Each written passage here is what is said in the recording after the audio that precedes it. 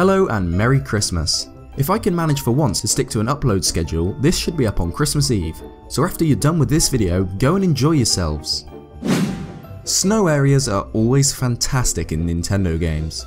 From the iconic Freeze-Easy Peak in Banjo-Kazooie to my personal childhood favourite Cool Cool Mountain from Mario 64, they've always managed to capture that Christmassy feel. Zelda games are no different. From Snowhead in Majora's Mask to Snow Peak in Twilight Princess, memorable and unique events are common.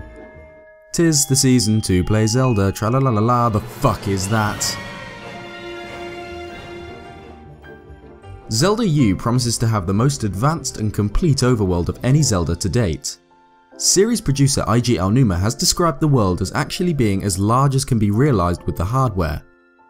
With this game, the Zelda team are trying to recapture Miyamoto's original vision for the Zelda series of having a miniature garden you could keep in your drawer, and I can think of no better way to create this feeling of a real world at your fingertips than having a seasons system in the game. Spring, summer, autumn, and of course, what we're focusing on this fine eve, winter.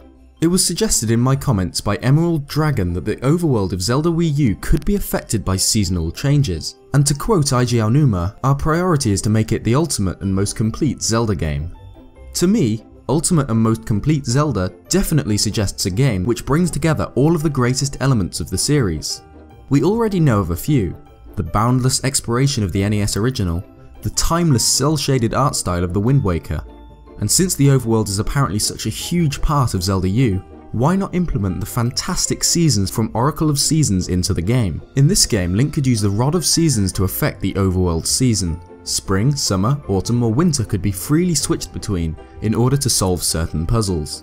For example, the Woods of Winter can only be traversed successfully by switching the season to winter to freeze over the lakes, so Link can walk on the surface. I'm not saying the Rod of Seasons will make an appearance in Zelda U, but perhaps seasonal jumps after certain events in the game's story could help the illusion of in-game time passing, or perhaps seasons simply change by themselves. An interesting observation by Miyamoto here supports this. I saw apples growing here the last time. This suggests that the world will change without user interaction, fruits will ripen and fall, the sun will rise and set, and possibly, seasons will go by. Imagine the vast new world of Hyrule, frozen in white during winter with new side quests opening up as certain characters are troubled by the heavy snow. Secrets and treasures could be visible but blocked by ice or snowdrifts, so you must mark them on your map to reinvestigate under better conditions. If we take a look at the gamepad map, we've already got an area that heavily resembles Snow Peak. Even if you argue that the whiter areas on the map represent elevation rather than snow, this much of nearly uniform white in my mind can only mean snow. In my top 5 mysterious details in Zelda U video, I talked about a strange hole at the peak of the mountain in the centre of a weird circular depression. This seems to be some sort of pit at the top with a large drop in the middle. Either way, the presence of Snow Peak basically confirms at least one snowy area in the game, and if Twilight Princess is anything to go by, a temple too.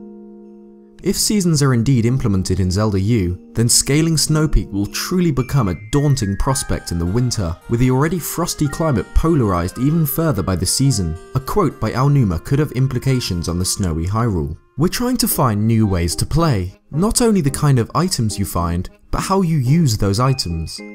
I want to give the player more freedom. I want them to be able to explore more. The concept of the item will be completely different than what you've experienced before. The point he's trying to make here is that items in Zelda U will have a far bigger role in helping the player explore the overworld. Perhaps items like the fire arrows or lantern will return and allow Link to make his journey through the icy landscape easier. Link will likely have to use his arsenal of items to get to the top of Snow Peak, descend into this strange circular depression, and perhaps use his sailcloth to descend into the hole. Seasons could add the level of depth that seems to be lacking in many open world games in the modern era, helping Zelda once again to bring something truly groundbreaking to the table and complete the open world experience. Thank you guys for watching, liking, subscribing and everything you've done this year.